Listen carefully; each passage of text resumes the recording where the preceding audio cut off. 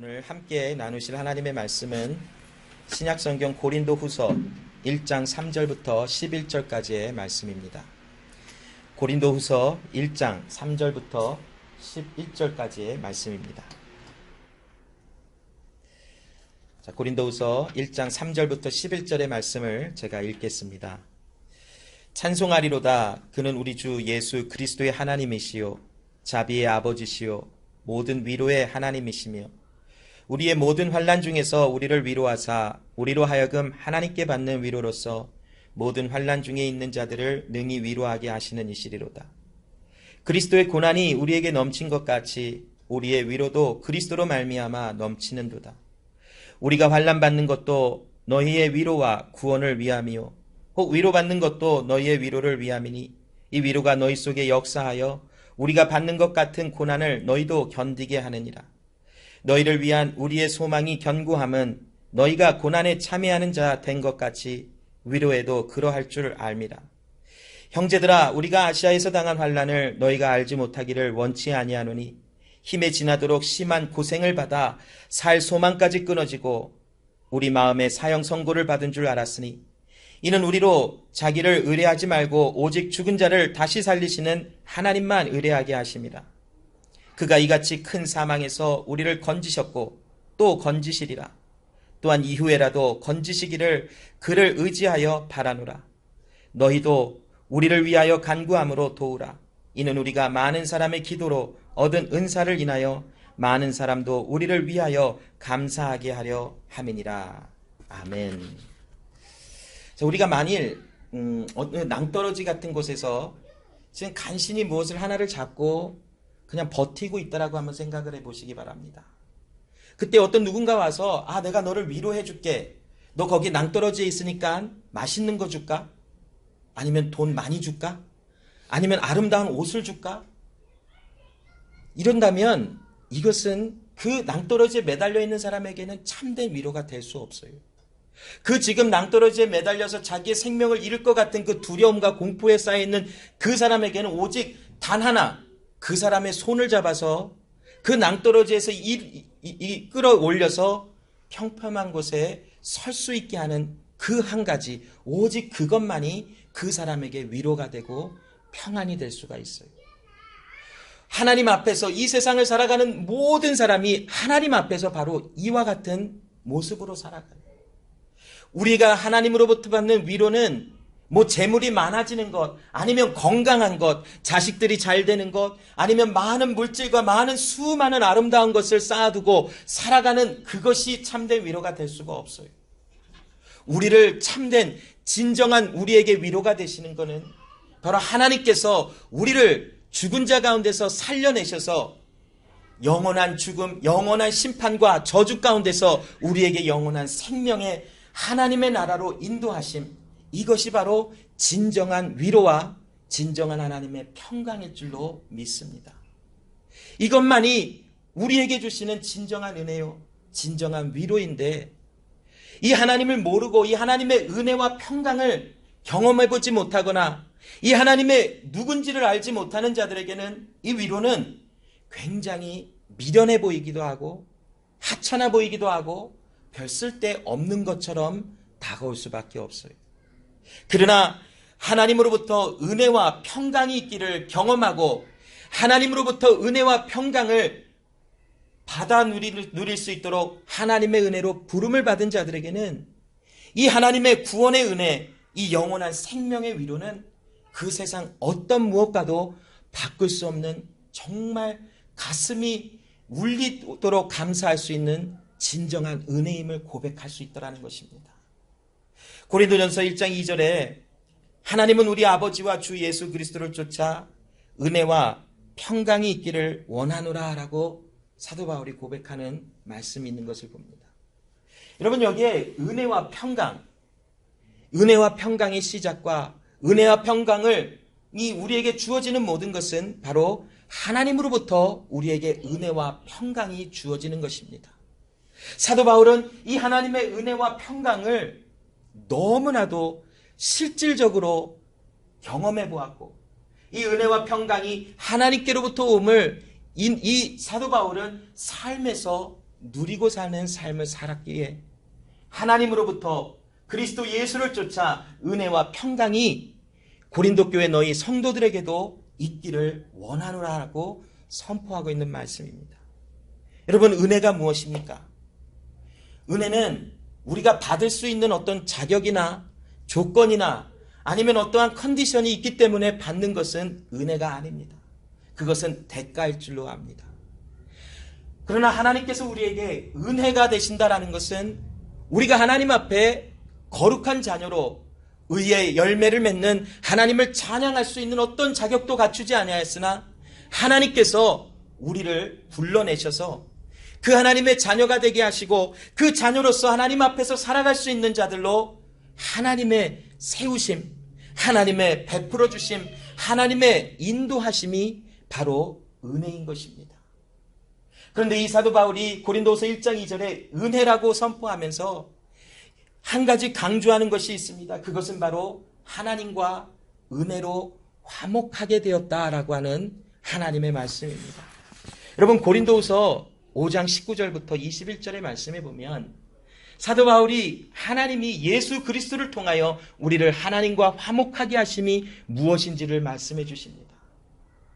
죄 없으신 그리스도 예수께 우리의 모든 죄를 그에게 담당시키시고 이제는 그 예수께서 우리의 모든 죄를 위하여 우리의 죄의 모든 것을 감당하시고 우리를 대표하여 우리를 살리시려고 그리스도 예수께서 하나님 앞에 갈기갈기 찢어지시고 상하시고 부서지고 깨트려지시며 죽음을 통과하며 부활의 생명으로 죽은 자인 우리 가운데서 부활의 생명으로 일어나셔서 우리를 살리시는 예수 그리스도의 하나님과 화목하게 하시는 은혜를 베풀어 주셨다는 것입니다.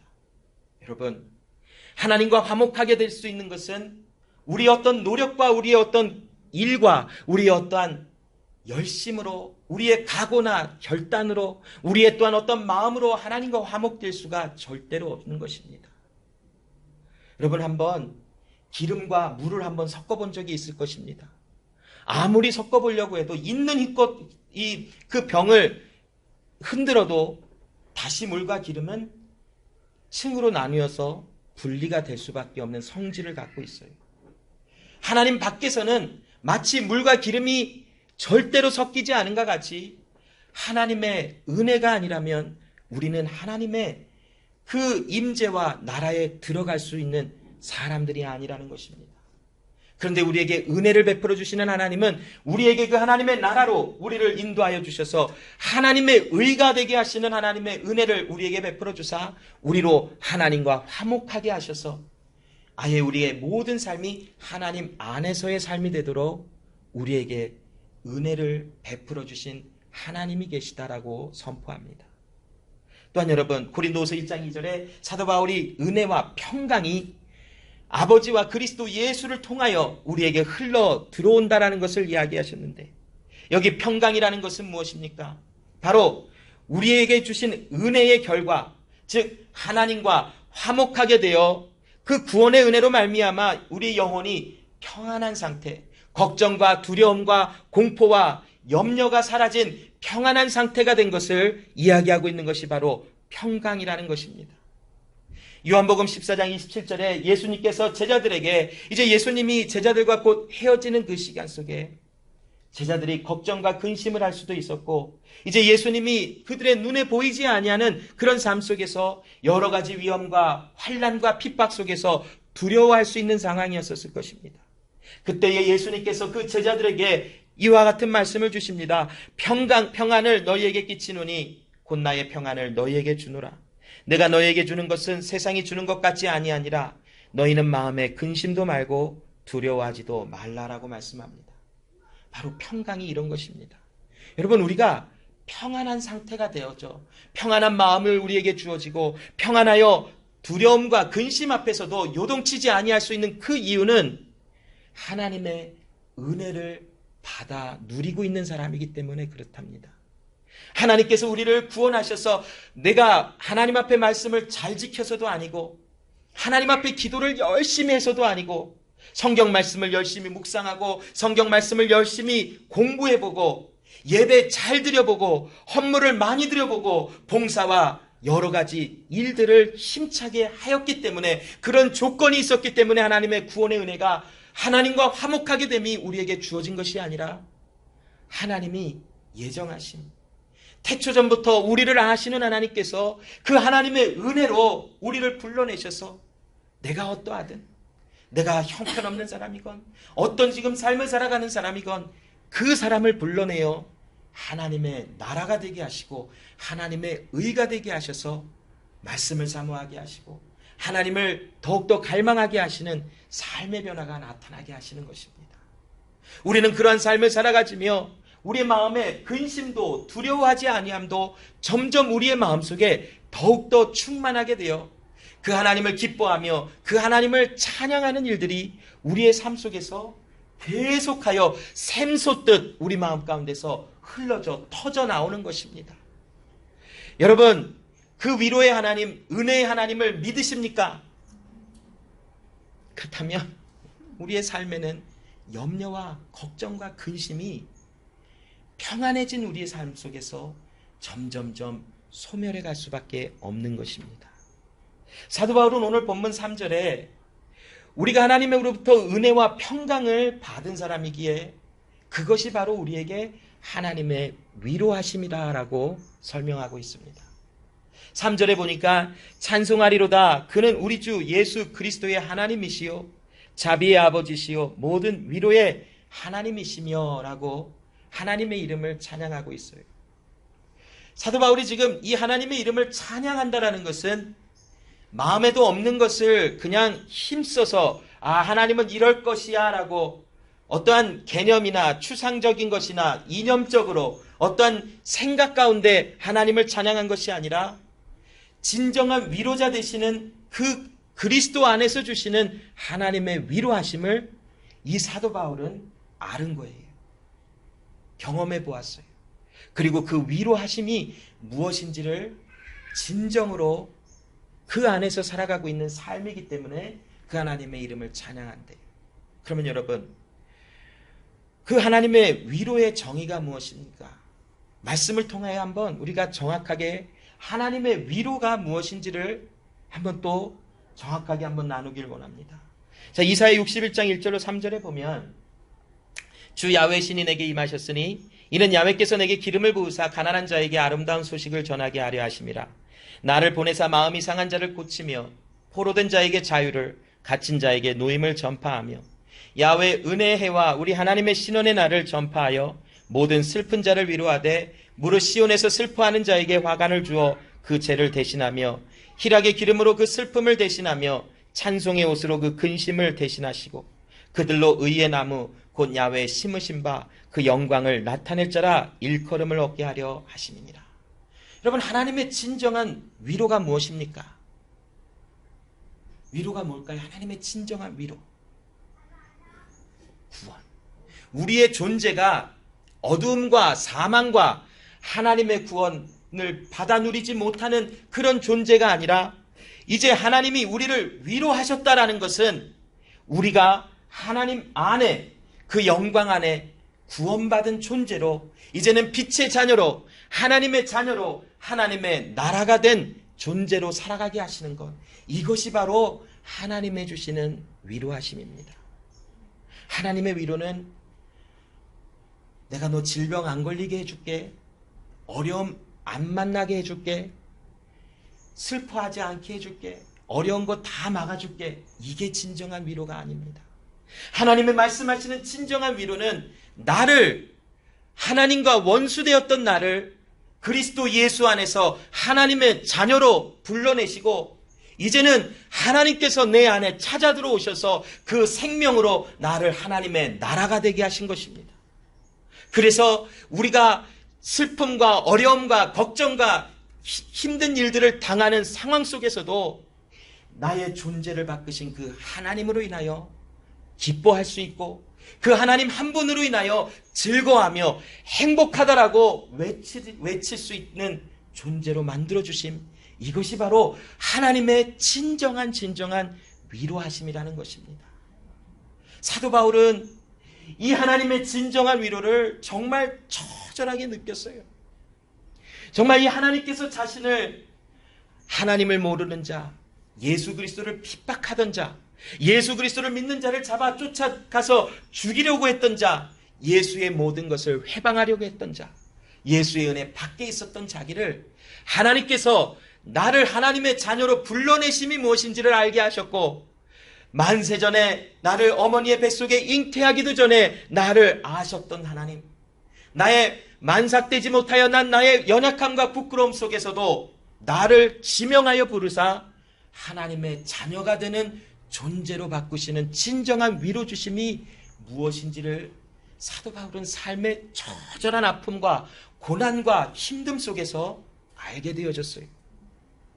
그래서 사도 바울은 어떠한 염려와 걱정과 근심 속에서도 잠시 잠깐 흔들리고 마음 아파하고 어려워할 수도 있었을지 모르지만 그 마음의 중심에 살아 역사하시는 하나님으로 인하여 진정한 위로를 누리고 살아간 사람이 바로 사도 바울이라는 것입니다.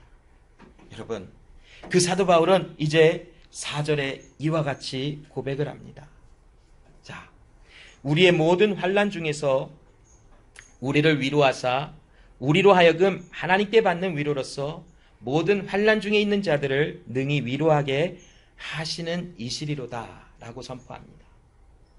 사도 바울이 환난 중에서 자기를 위로하셨던 하나님, 또한 자기를 위로하시는 하나님, 또 앞으로도 위로하실 하나님, 그 하나님을 경험하면서 나는 하나님의 자녀임을 나는 압니다 계속 고백하면서 이제 거기서 멈춰진 것이 아니라 누군가 자기와 같이 환난당하고 있는 자들을 찾아가게 하시는 하나님의 뜻을 따라 그들에게 나가 환난 가운데 있는 자들에게 하나님의 위로하심이 무엇인지를 그들에게 선포하고 있는 사도 바울의 사역과 모습을 설명하고 있는 것이 4절의 말씀입니다. 자, 여러분, 사도 바울이 받았던 고난에 대해서 한번 살펴볼까요? 사도 바울은 어떤 고난 속에서 하나님의 위로를 받았고, 이제 그 위로를 받은 그 하나님의 위로를 가지고 또 다른 고난을 받는 사람들에게 나가 그 하나님의 위로를 전하는데, 과연 그 고난의 내용은 무엇입니까? 고린도후서 11장 23절 후반부터 28절까지의 말씀에 보면 사도 바울이 받았던 수많은 고난들을 사도 바울은 이와 같이 표현하여 서술한 말씀의 구절들이 있습니다.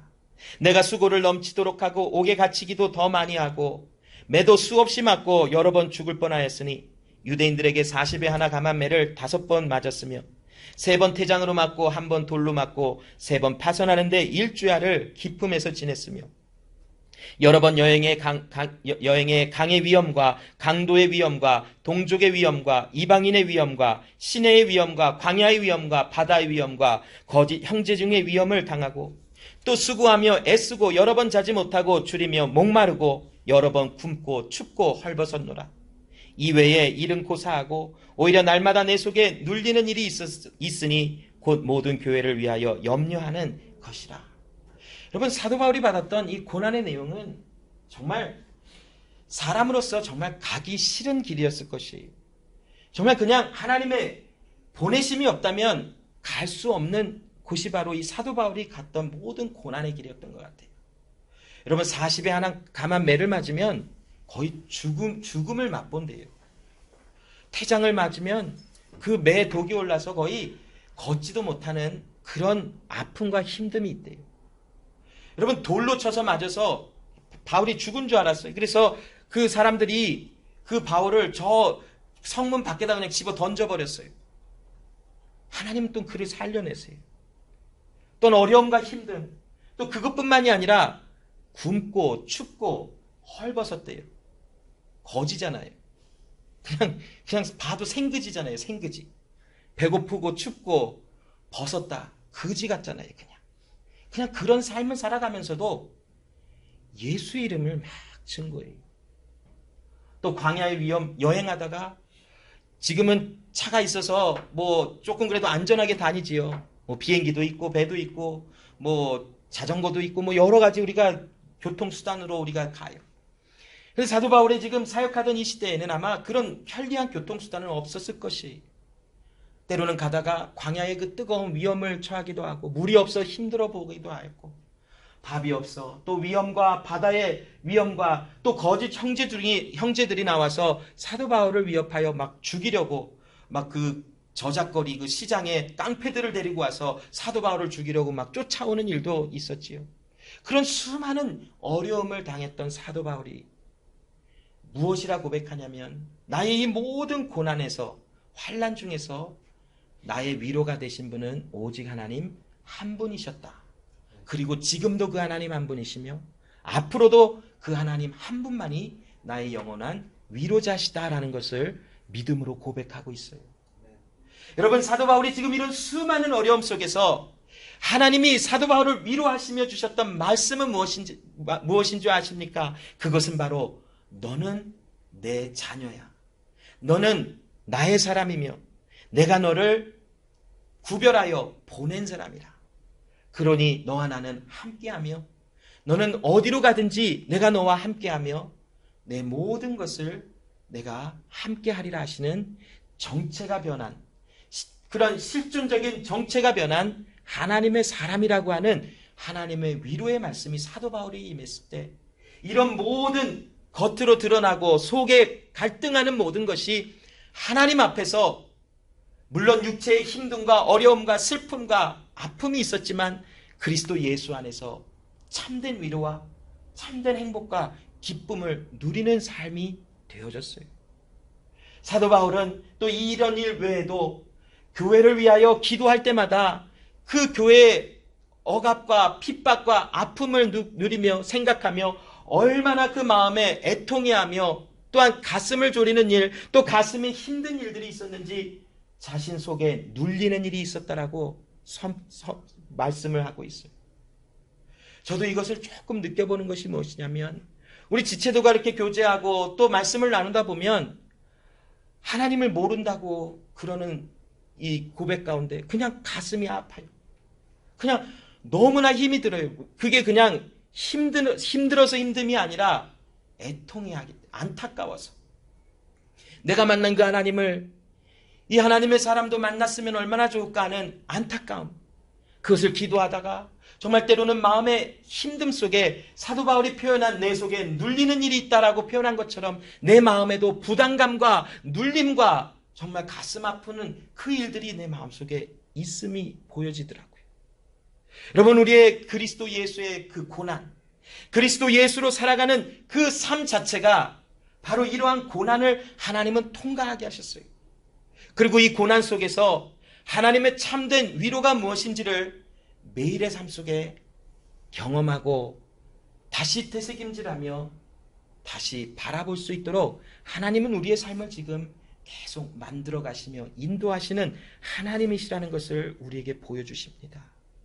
여러분, 이 고난은 당해도 되고 안 당해도 되는 것이 아니에요. 여러분, 고난을 피할 수 있다라고 하여 피하여진다면 그 사람은 하나님의 자녀가 아닐 수도 있어요. 고난은 우리에게 반드시 있어야 하는 것이래요. 왜 그럴까요, 여러분? 왜 고난은 우리에게 반드시 있어야 하는 것일까요? 오늘 본문 8절로 9절에 보니까, 형제들아, 우리가 아시아에서 당한 환난을 너희가 알지 못하기를 원치 아니하노니 힘에 지나도록 심한 고생을 받아 살 소망까지 끊어지고 우리 마음에 사형 선고를 받은 줄 알았으니 이는 우리로 자기를 의뢰하지 말고 오직 죽은 자를 다시 살리시는 하나님만 의뢰하게 하심이니라 라고 선포하고 있어요. 여러분, 우리의 마음속에, 우리의 삶 속에 그리스도의 고난, 예수 믿는 하나님의 사람들로서의 실존적인 삶 속에서 당하는 고난이 없다면 우리는 우리를 의지하게 되어져 있어요. 사람은 누구나 할 것 없이 내가 무엇인가를 하려고 하는 노력과 내가 무엇인가를 이루어보고 성취해 보려고 하는 욕구가 다 있어요. 내 스스로를 위로해 보려고 하지요. 문제의 돌파구를 찾아보려고 하지요. 여러 가지 힘듦 속에서 내가 더 나은 삶을 위하여 열심히 노력들을 하는 것이 사람의 본성이에요. 이런 힘든 일을 당하면, 살 소망이 끊어질 것 같은 일까지 간다면 그 길을 피해서 다른 길로 가려고 하는 수많은 노력과 힘씀이 사람들에게는 누구나 할 것 없이 다 있어요. 나는 아닌 것 같아요 라고 하지요. 여기 불 꺼놓고 누군가가 들어오는 사람마다 한 대씩 계속 때려봐요. 누가 길을 들어올 것 같아요. 들어오다가도 맞을 수 있으니까 피할 거나 아니면 막는 연습을 계속하면서 볼일 보고 나가겠지요. 아니면 올 필요 없으면 안 오겠지요. 사람의 본성이 피곤하고 힘들고 무섭고 염려가 되면 다 도망가고 다 다른 길로 갈 수밖에 없어요. 그런데 하나님께서 우리를 무엇으로 이제 인도하시냐면 그 길로 들어가게 하셔서 그곳에서 우리의 삶 속에 나를 의지하지 않게 하시고 내가 세워놓은 기준과 내 삶의 방식으로 살아가게 하시는 것이 아니라 하나님만을 의뢰하도록 나를 계속하여 부서뜨리시는 거예요. 나의 자아, 나의 나됨이 하나님의 허락하심 속에서 누리는 고난과 핍박과 예수의 고난이 나에게 있게 하셔서 나의 생각, 나의 기준, 내가 이 사람을 위해서 이렇게 하면 사랑이라고 생각했던 기준, 내가 이 사람을 위해서 이렇게 해주면 위로라고 했던 기준들, 내가 이렇게 하면 하나님을 잘 섬기는 것 같다라고 생각했던 기준과 나의 삶의 방향들이 하나씩 하나씩 다 깨어지는 것이에요. 그래서 하나님께서 주시는 것이 무엇이냐면 내가 너의 전부이며 내가 너의 모든 것을 이루시는 하나님이시라라고 선포하는 것이. 여러분, 우리의 자아와 나의 나됨이 깨지지 아니하면 우리는 나의 믿음으로 내가 하나님 앞에 나아간다라고 해요. 그러나 성경은 그렇게 이야기하고 있지 않아요. 우리의 믿음은 우리를 찾아오시는 그리스도 예수가 자신이 믿음이시며 그 예수께서 나와 함께 하심으로 그 예수의 통치하시는 나라가 되어진 것뿐이지, 내가 나의 믿음을 가지고 내가 신념과 의지와 결단으로 하나님 앞에 나가서 하나님을 믿게 되었다, 그것은 절대로 하나님의 말씀이 아니라는 것이. 하나님의 말씀은 무엇입니까? 하나님께서 나를 찾아오셔서 나에게 하나님의 의가 되셔서 나에게 하나님의 생명이 있게 하셔서 이제는 죽은 자, 어두움과 빛이 없었던 자에게 빛이 담겨짐으로, 예수의 생명이 담겨짐으로 이제 예수의 사람으로 살아가지는 역사가 일어나는 것이, 에스겔에 본 환상처럼 마른 뼈가 수없이 흩어져 있었으나 하나님께서 은혜로 그들에게 명하사 마른 뼈가 붙게 하시고 그 위에 핏줄과 살이 덮어지게 하시고 하나님의 생명이 들어가자 그들이 하나님의 군대처럼 일어난 것과 같이 우리의 삶에도 하나님께서 나의 전부이시며 나의 구원도, 나의 모든 삶도, 나의 모든 살아가는 삶의 매 순간도 하나님이 전부이시다라는 것을 알게 하시는 하나님의 주시는 은혜가 바로 고통과 아픔과 힘듦 속에서 같이 이루어지고 있다는 것이. 그래서 여러분, 우리가 만일 징계가 없으면 그건 하나님의 자녀가 아니래요. 마치 부모가 자녀를 징계하고 그를 훈육하고 올바른 길로 가게 하는 것처럼 하나님께서도 우리의 삶 속에 나의 나된 나의 자아와 나의 뭉쳐있는 나의 기준이 깨어지도록 나를 끊임없이 훈련하시고 징계하시며 가르치시는 가운데 느껴지는 아픔이 바로 고통이에요. 만약에 저에게서 맛있게 먹고 있는 음식을 뺏어갔어요. 너 그거 먹지 마 하고 뺏어갔어요. 그것만큼 서러운 게 어디 있겠어요. 먹고 있는데 내가 먹고 있는데 그걸 뺏어가서 먹지 마, 너 이거 먹지 마. 얼마나 가슴이 아프겠어요. 여러분, 내 자아와 나의 나됨이 내가 기준으로 생각했던 것이 나에게 정말 소중하기 때문에 내 안에 기준으로 남아있어요. 아, 이렇게 살아가는 거야. 이런 삶을 살아가는 거야. 하나님은 이렇게 섬기는 거야. 하나님은 봉사하고 헌신해야만 하나님을 사랑하는 거야. 하나님께 열심을 가지고 하나님 앞에 나가면 구원받는 거야. 이런 기준들이 나에게 중요하니까 내가 그것을 계속 갖고 있어요. 그런데 하나님께서 내가 갖고 있는 중요해 소중히 여겼던 것을 하나씩 하나씩 뺏어가시는 거예요. 부서뜨리고 깨트리고 사라지고 그 가운데 예수님의 생각이 담겨지게 하시니까 그 가운데서 내가 아픔을 느끼는 거예요. 그래서 그것을 우리는 고난과 아픔이라고 우리의 알아들 수 있는 언어로 서로 나누고 있는 것이. 사도 바울이 심한 고생을 받아 소망까지 끊어지는 아픔을 당했던 그 이유는 사도 바울의 안에 있는 자아와 사도 바울의 또 다른 마음에 있는 법을 하나님께서 소멸하시고 깨어 부서뜨리시니까 그 가운데서 나의 소망이 끊어졌다 그러는 것이. 그러나 하나님께서 그렇게 하신 그 이유는 자기 자신을 의지하지 말고 오직 죽은 자를 살리시는 하나님만을 의지하게 하시는 하나님의 뜻이 있었기에 이와 같은 모든 일을 허락하신 하나님이시다라는 것을 설명해요. 고린도후서 4장 7절로 11절에도 사도 바울이 이 말씀을 조금 더 자세하게 설명하지. 우리가 이 보배를 질그릇에 가졌으니 이는 능력의 힘이 큰 것이 하나님께 있고 우리에게 있지 아니함을 알려하려 함이라. 여러분, 구원받은 것이 내가 어떠한 나 같은 사람이니까 구원받았다라고 생각하는 잘못을 생각할 수 있어요. 내가 하나님 앞에 이만큼 했으니까 구원을 받았지라고 생각하는 착각을 할 수 있어요. 그런데 여러분, 하나님이 우리를 질그릇과 같이 아무것도 아니며 쉽게 깨질 수 있는 존재임을 알아차리게 하실 때에 이게 내가 아니었구나. 내 안에 보배를 담으신 하나님이시구나. 질그릇과 같이 아무것도 아닌 나에게 보배이신 그리스도 예수의 생명을 담으신 오직 하나님 한 분이셨구나. 이거를 보게 되는 거예요. 왜 성경은 질그릇과 같이 우리를 비교합니까? 깨어질 수밖에 없는 존재이기 때문에 그래요. 깨어질 수밖에 없는 존재는 날마다 사방으로 우겨쌈을 당해요. 답답한 일을 당하고 핍박을 받고 또한 거꾸러뜨림을 당할 수밖에 없는 존재가 바로 질그릇과 같이 표현되고 있는 우리의 존재들이에요. 그런데 하나님께서 우리의 진정한 위로자가 되시는 하나님은 우리에게 무엇을 하시냐면, 너 사방으로 우겨쌈을 당하고 핍박을 당하고 또한 거꾸러뜨림을 당하고 답답한 일을 당하여도 너는 내가 나의 자녀로 불러낸 하나님의 사람이야.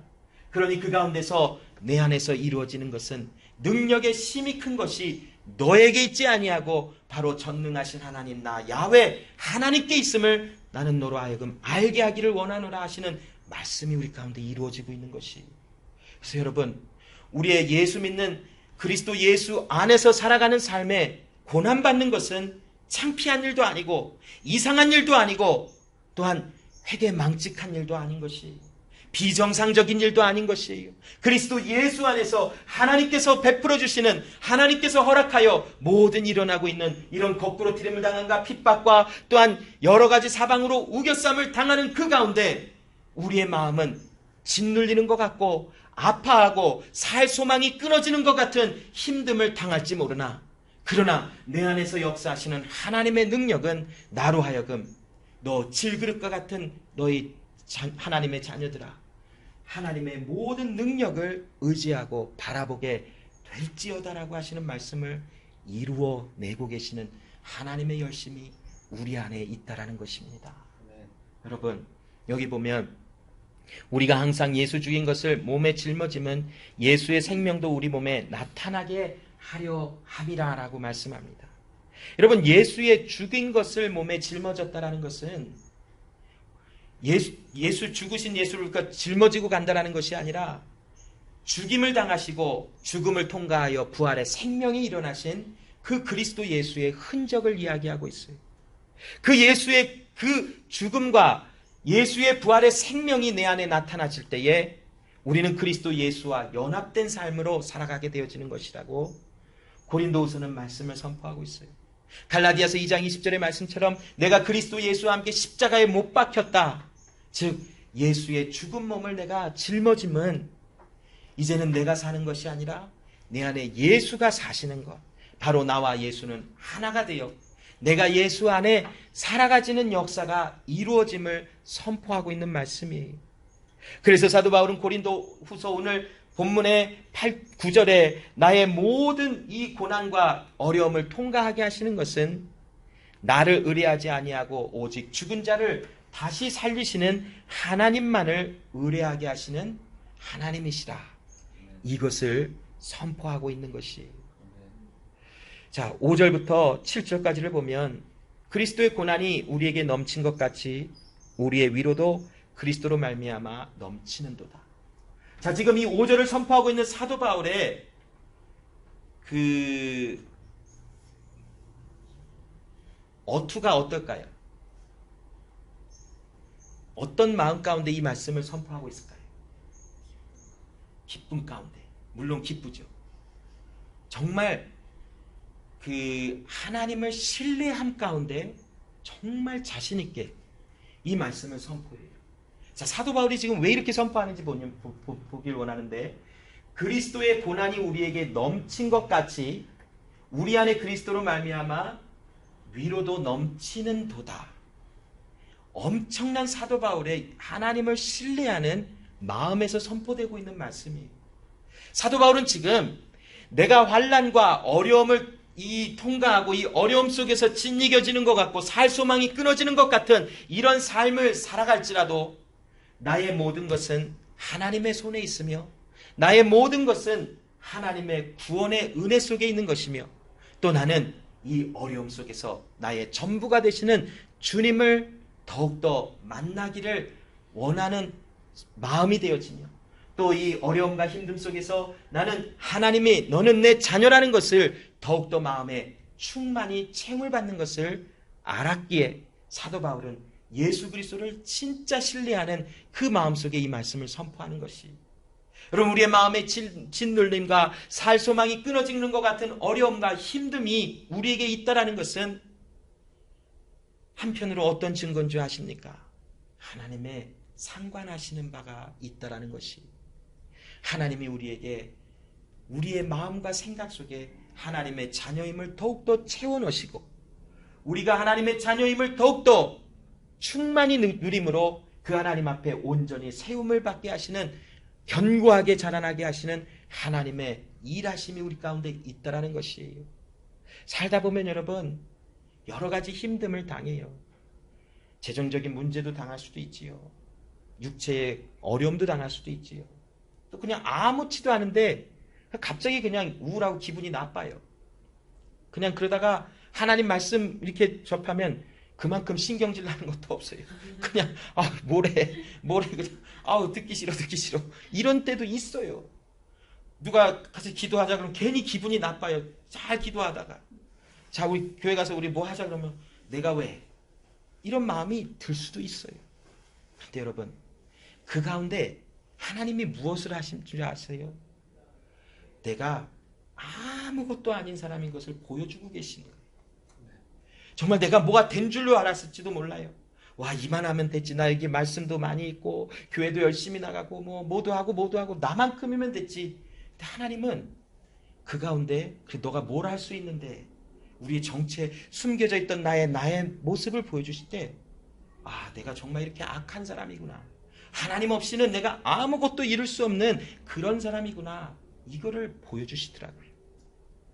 여러분 이제 우리를 위로하시는 하나님은 거기서 끝이 아니라 누군가 환난받고 있는 사람들, 힘들어하고 넘어져 있고 잘 몰라서 굉장한 마음의 갈등과 또한 고민과 염려하고 있는 사람들에게 하나님의 위로를 경험한 사람들을 보내세요.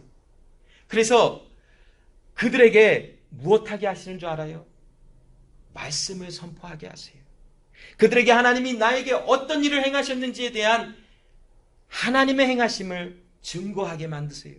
그래서 6절 7절에 보면 우리가 환난받는 것도 너희의 위로와 구원을 위함이요 혹 위로받는 것도 너희의 위로를 위함이니 이 위로가 너희 속에 역사하여 우리가 받는 것 같은 고난을 너희도 견디게 하느니라. 너희를 위한 우리의 소망이 견고함은 너희가 고난에 참여하는 자가 된 것 같이 위로에도 그러할 줄 압니다. 여러분 누군가 우리 믿음의 형제자매들에게 어려움과 걱정과 근심들 힘듦이 찾아올 때 나에게 고난 가운데 위로가 되시는 그 하나님이 계심을 그 사람을 통해서도 소망 가운데 발견하고 있는 거예요. 그래서 그 환난과 어려움 속에서 힘들어하여 정말 일어날 수 있는 힘조차 없어서 쓰러져 있는 그 누군가에게 가서 나는 너에게 하나님이 계신 소망을 볼 수 있어. 하나님께서 나에게 이러한 어려움과 힘듦 속에서 나는 깨어지고 예수의 생명으로 채워주심을 경험한 것 같이 너가 그리스도 예수 안에서 이런 고난과 힘듦을 당하는 것은 고난이 있는 그곳에 하나님의 위로도 넘칠 줄을 나는 소망하며 알기에 나는 너에게 이런 말씀을 선포하는 것이야. 담대하게 전할 수 있다는 것이.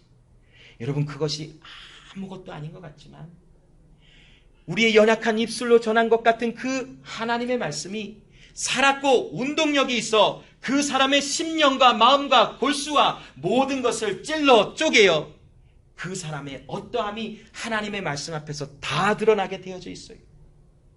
그래서 살았고 운동력 있는 그 하나님의 말씀이 어눌하게 아무 능력이 없고 별 볼 일 없는 것 같은 우리의 입술로 전한 그 말씀이 하나님의 살았고 역사하시는 능력의 말씀으로 그 한 사람을 살려내시는 하나님의 참된 위로가 증거되고 이루어지고 있다는 것이에요.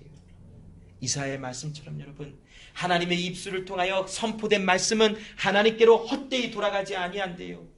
그리고 하나님의 말씀을 보내신 말씀을 이루시며 하나님의 모든 일에 평강하리라 하시는 말씀을 주고 계세요. 하나님 선포하신 그 말씀, 환난 중에 나를 찾으라 부르짖으라, 우리가 그렇게 할 수 있는 사람이 아니라 하나님이 그렇게 명령하셨으니까 우리는 환난 가운데 그 하나님을 찾게 되어지는 거예요. 우리는 하나님이 명령하시고 말씀하셨으니까 그 하나님을 환난 가운데 나의 전부가 되시는 그 주님을 바라볼 수 있게 되어지는 것이, 이것이 위로를 경험하고 고난 가운데 참된 위로를 알아 염려와 걱정과 근심에서 자유케 된 자들을 통하여 하나님은 수많은 어려움을 당하는 자들에게 하나님의 살아계심을 선포하고 알게 해주시는 것이. 그래서 고린도후서 4장 12절에 사망은 우리 가운데서 역사하고 생명은 너희 안에서 있느니라 라고 하느니라 선포한 것은, 사도 바울이 사망을 경험할 때마다 사도 바울 안에서 일어나는 것이 무엇입니까? 하나님이 전부이심이 자꾸 드러나는 거예요.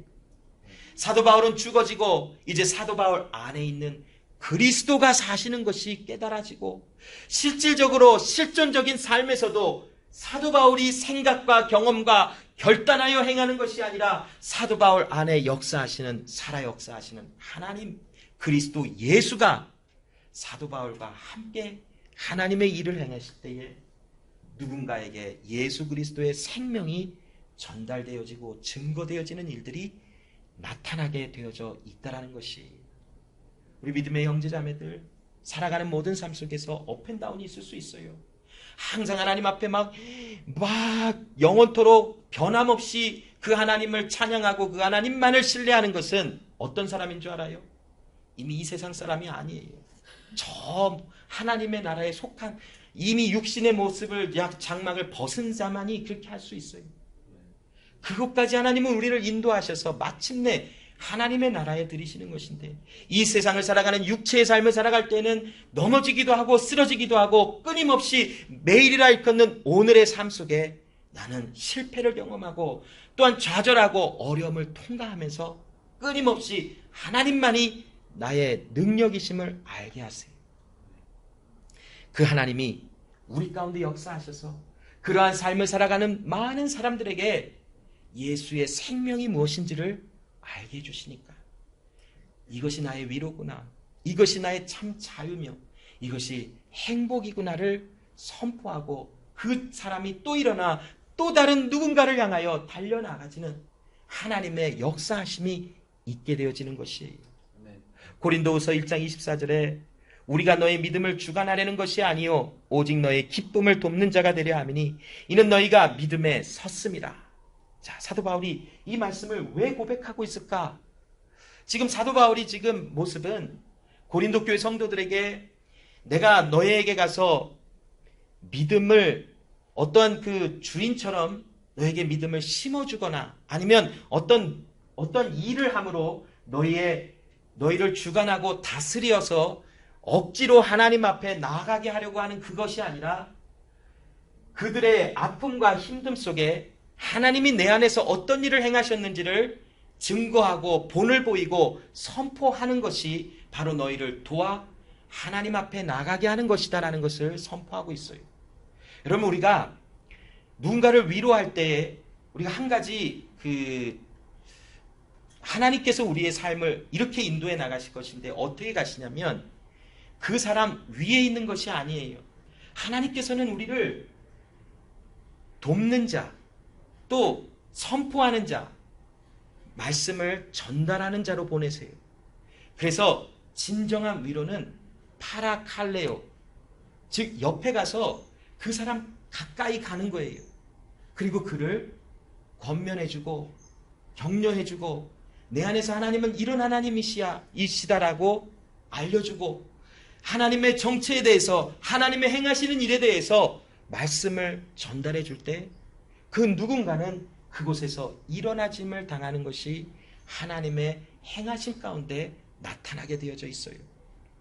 끝으로 너희도 우리를 위하여 간구함으로 도우라. 이는 우리가 많은 사람의 기도로 얻은 은사를 인하여 많은 사람도 우리를 위하여 감사하게 하려 함이라.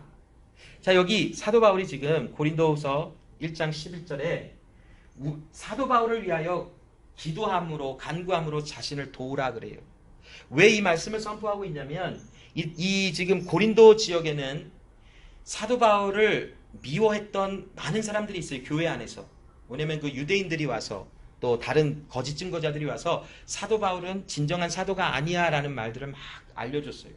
그러니까 그 고린도 교회 성도들의 마음이 막 분산이 되어지고 막 갈라져서 사도 바울과의 관계가 다 끊어진 사람들이 굉장히 많았어요.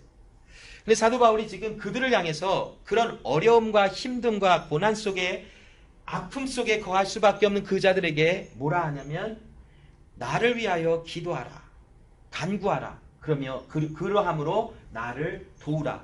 그러므로 우리는 하나님께 감사하리라. 이렇게 고백해요. 이 내용은 뭐냐면 지금 우리는 그리스도 예수 안에서 하나님의 위로하심 속에 하나 된 자라. 그리고 우리가 한 사람 한 사람의 개인이 그리스도 예수 안에서 하나님과 화목하게 되었듯이 우리 그리스도 예수 안에서 믿음의 한 형제 자매 된 우리 모두는 믿음 안에서 하나로 연합되어 화목하게 되어 서로를 위로하며 서로를 권면하며 서로의 아픔을 나의 아픔인 것처럼 같이 누리며 기쁨을 나의 기쁨인 것처럼 서로 누리는 그런 자들이 되었음을 권면하며 선포해주고 있어요. 그들의 정체성, 그들과 사도 바울의 관계성이 무엇인지를 이 위로라고 하시는 하나님의 위로라고 하시는 하나님의 말씀 속에서 선포해주고 있어요. 고린도후서 1장 14절에 우리가 대강 우리를 아는 것 같이 우리 주 예수의 날에 너희가 우리의 자랑이 되고 우리가 너희의 자랑이 되는 것이라. 자, 이 말씀이 대강 사도 바울을 너희들은 나에 대해서 대충 알 수도 있어. 내가 이렇게 하는 거, 이렇게 말씀 전하는 거 너희들 다 알지 못할지도 몰라. 그러나 예수의 날에 마지막 날에 나는 너희 안에서 자랑이 되어지고 너희도 내 안에서 자랑이 되어질 거야. 무슨 말인 줄 알아요, 여러분? 이 자랑이라고 하는 것은 그 confidence래요. 그 confidence가 한국말로 뭐였죠? 그 인정해주고 너는 맞아 그런 사람이었어 라고 하는 그런 날이 반드시 온대요. 뭐냐면 너는 그리스도 예수의 사람 진짜였구나. 너는 위로자였구나. 하나님의 위로를 하심을 따라서 우리에게 위로한 자요. 또 고린도 교회 성도들도 사도 바울에게 진정한 위로자, 하나님의 믿음의 형제 자매가 된 자이구나 라는 것을 그리스도 예수의 날, 마지막 날에 안대요. 그러나 지금까지 대강 우리를 안다라고 설명하는 것처럼 오해도 생기고 또 잘 모름도 있을 것이고 잘 알 수 없음도 있을 것이야. 그러나 나는 소망하는 것이 나와 너희 안에 그리스도 예수 안에서 이루실 그 일, 우리를 위로하셔서 온전케 세우시는 하나님을 알기에 우리는 서로가 피차 함께하며 연합하여 하나님의 위로하심을 나누는 하나님의 자녀임이 우리 안에 있는 소망인 것이야 라고 설명해 주고 있는 것이에요. 여러분, 교회가 좋을 때는 막 좋아요. 그런데 한 가지 또 어려움이 있고 누군가 나의 마음에 힘듦이 있으면 옆에 사람이 오는 것조차 귀찮을 때도 있고 싫을 때도 있어요. 그게 우리의 모습이잖아요. 좀 제발 좀 가. 그런데 내가 너한테 더 가까이 갈게. 이런 사람이 꼭 있어요. 그러나 여러분, 그리스도 예수 안에서 서로가 배려하고 서로가 위로자가 무엇인지, 나한테 위로가 되는데 어떤 사람에게는 위로가 안 되는 나의 열심도 있을 수 있어요. 그런데 하나님께서 우리 가운데 나의 나됨이 부서지게 하시고 하나님으로 채워주시면 센스가 있게 되어지더라고요. 내가 이 사람에게 무엇을 해야 되겠구나. 이 사람을 하나님의 말씀 안으로 돕기 위해서 무엇을 해야 되겠구나. 그리고 이 사람 안에 너는 왜 그러니가 아니라 마지막 날에 너는 나의 자랑이 될 사람이야. 이것이 소망이 되어진대요. 그게 교회가 아닐까요, 여러분? 그게 진정한 교회가 아닐까요? 뭐 하나 실수하고 뭐 하나가 딱 잡히면 눈이 이만큼 커지고 막 귀 이만큼 커져서 야, 이 사람 봐봐. 이렇쿵 저렇쿵 막 말을 하고 위로는커녕 그 사람을 한없이 부끄러운 자리로 계속 떠밀어요. 그러나 여러분, 진정한 교회에 하나님이 주시는 은혜는 우리가 피차 서로 안에 자랑이 되어지는 거예요. 저는 여러분이 자랑스러워요. 그리스도 예수 안에서. 여러분도 제가 자랑스러웠겠죠. 아니면 그렇게 될 줄로 믿어요. 우리는 서로가 그리스도 예수의 날까지 하나님께서 우리 안에 이루실 그것을 바라보는 거예요. 내가 행하는 것이 아니라 우리 마음속에 하나님이 이루실 그 소망이 내 안에 흘러 넘치기에 우리가 서로 위로하며 그 모습을 볼 때 예수님이 행하시는 그 일이 보여지므로 서로가 서로를 배려하고 서로가 서로를 권면하며 참아줄 수도 있고 견디기도 하고 옆에 그냥 가만히 있어 힘이 되어주기도 하고 무엇인가 하나님의 말씀을 선포해주고 전달하여 그 사람이 넘어진 가운데 일어나게도 하는 그런 역사가 교회 안에서는 이루어지는 것이 당연한 줄로 믿습니다. 기도하겠습니다. 하나님 아버지 감사합니다. 오늘도 그리스도 예수 안에서 우리와 함께 하시는 그 주님의 사랑, 또 우리를 위로하시는 아버지의 놀라우신 능력을 찬양하며 그 말씀 안에 거하게 하심을 감사합니다. 하나님, 우리는 질그릇과 같은 사람이며 질그릇과 같은 우리 안에 보배를 담으신 이가 하나님이시며 모든 능력이 우리에게 있지 않고 하나님께 있음을 알게 하셔서 이제는 예수의 생명이 우리 안에서 더욱더 드러나 이제는 육체 가운데 살아가는 내가 사는 것이 아니라 예수가 사심이, 내가 나의 삶의 주인이 아니라 예수께서 나의 삶의 주인이심을 믿어지게 하시고 바라보게 하셨으니 이제는 그와 같은 삶의 은혜가 넘쳐나게 하시고 고난과 환난 받는 것은 하나님의 자녀로서의 삶 속에 반드시 있어야 하기에 그 과정과 그 아픔을 통과하며 우리는 더욱더 예수의 생명을 아는 자가 되게 하시기에 그곳에서 견디게 하시고 예배하는 주의 자녀들 되게 하시고 참된 위로를 누리게 하시고 이제는 그곳에서 일어나 누군가 아파하고 힘들어하는 수많은 형제 자매에게 보내짐을 받아 하나님의 위로가 무엇인지 하나님의 은혜와 평강이 무엇인지를 증거하며 자랑하는 우리의 삶이 될 수 있도록 이익투스 제자교회를 함께하여 주시옵소서. 감사드리며 예수님의 이름으로 기도합니다. 아멘.